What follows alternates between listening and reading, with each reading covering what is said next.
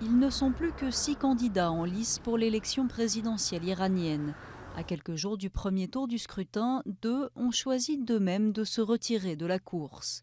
Mais avant même le début de la campagne, de nombreux autres, comme l'ancien président Rafsanjani, ont vu leur candidature refusée par les ultra-religieux du Conseil des gardiens de la Révolution. Une procédure largement condamnée par la communauté internationale. Un tel manque de transparence rend très improbable que cette liste de candidats représente la volonté générale du peuple iranien ou la possibilité d'un changement.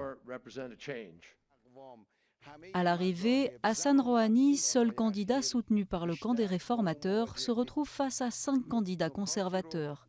Hassan Rouhani, religieux modéré, prône des négociations plus souples avec l'Occident sur la politique nucléaire. Une position qui déplaît aux autorités religieuses iraniennes.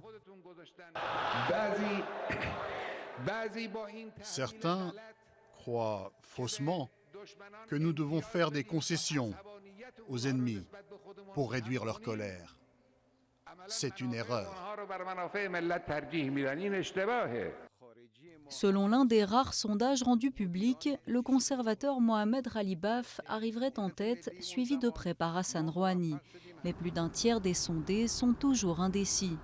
Le vainqueur du scrutin aura la lourde tâche de relancer l'économie iranienne, mise à mal par les sanctions occidentales et les 2 mandats de Mahmoud Ahmadinejad.